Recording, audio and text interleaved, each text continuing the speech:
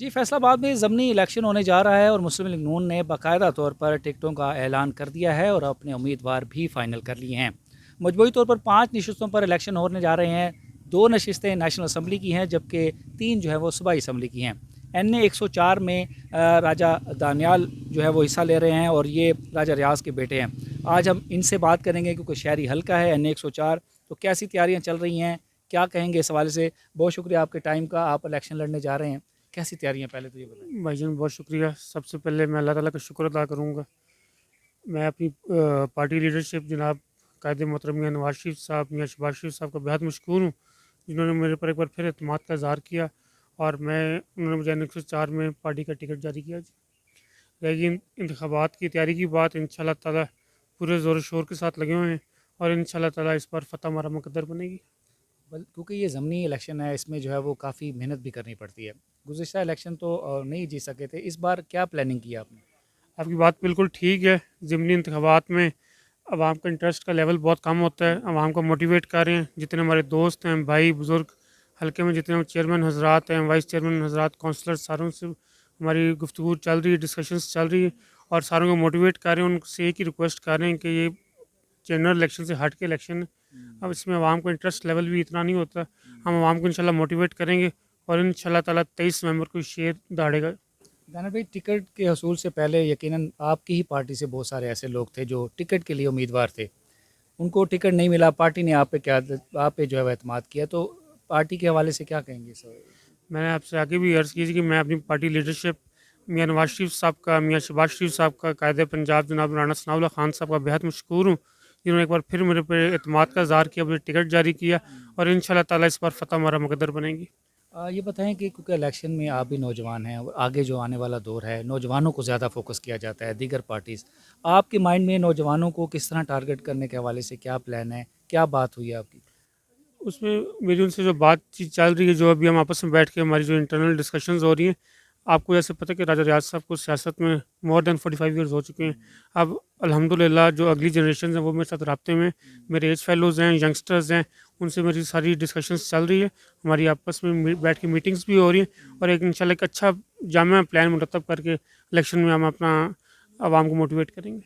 General election के बाद से हम देख रहे हैं कि आप मुसलसल हल्के में जा रहे हैं, लोगों से मिलते भी हैं, इवन के ज़िले इंतज़ामिया से भी राब्ते में हैं सारा।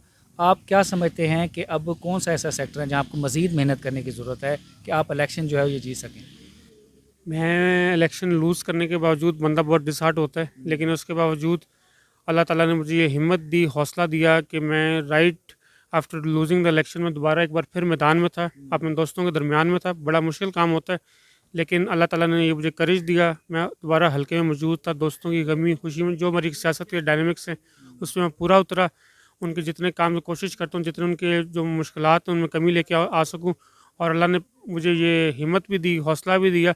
और आज उसी का समर है कि जब टिकट की बारी आई तो पार्टी क़यादत को भी पता था कौन हल्के में एक्टिव है या कौन हल्के में आवाम की खिदमत में मसरूफ़ है। दैन भाई, इस वक्त जो सूरत हाल है आपके हल्के की, कोई ऐसा उम्मीदवार आपके मद्दे मुकाबले नज़र नहीं आ रहा और ना ये कह सकते हैं कि कांटे का मुकाबला होगा, तो ये अच्छा चांस है विनिंग का? मुझे अल्लाह के घर से पूरी उम्मीद है और इंशाल्लाह ताला जिस तरह मेरे दोस्त, मेरे अहबाब, दोस्त अहबाब, मेरी फैमिली, हल्के में जो मेरे दोस्त हैं, चेयरमैन हजरात हैं, वाइस चेयरमैन हजरात हैं, काउंसलर्स हैं, जिस तरह वो मेहनत कर रहे हैं, इंशाल्लाह ताला मुझे ये पूरा यकीन है कि 23 नवंबर को शेर ही धाड़ेगा और जीत शेर की होगी। एन 104 हल्का जो ऐसा है, इसमें बहुत सारी महरूमियाँ हैं, लोगों के काम नहीं हुए, गुज़श्ता जो पार्टियों के एमएनएज़ एमपीएस थे उन्होंने कुछ नहीं किया। आप क्या करने जा रहे हैं अगर जब जीत जाते हैं तो? जब आप एन 104 की बात करते हैं, राजा रियाज साहब इस हल्के से पिछले मोर देन 45 ईयर्स से इस हल्के से मुंसलिक हैं। आवाम ने मुतअद्दिद बार उन पर एतमाद का इज़हार किया। एक एमपीए भी थे, वो एमएनए भी थे, जितना हो सकता था उन्होंने पूरे इलाके में गैस भी दी, बिजली का जाल भी बिछवाया। इसके अलावा कई सड़कें बनी, कई गलियाँ पीसी थी। हल्का बहुत बड़ा है, मोर देन 600,000 की आबादी है।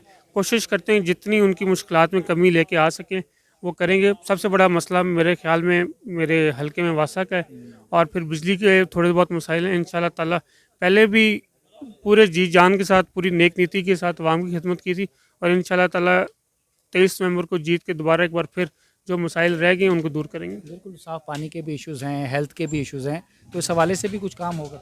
इंशाल्लाह ताला मैंने आपको बताया जैसे वासा और साफ़ पानी बिल्कुल उनका हैंड इन हैंड साथ है जी।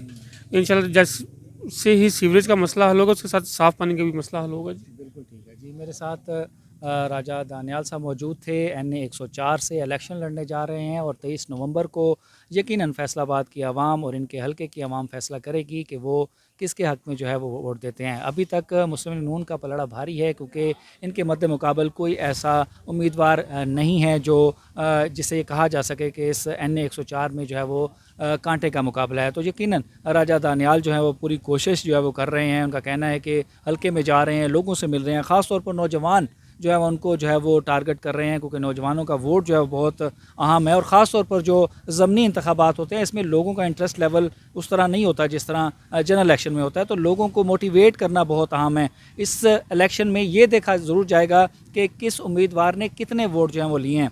तो यकीनन राजा दानियाल जिस तरह जनरल इलेक्शन के बाद मैदान में ही हैं, लोगों में आ रहे हैं, जा रहे हैं, तो 23 नवंबर को जो है वो देखना होगा कि इस हलके से क्या नताइज सामने आते हैं।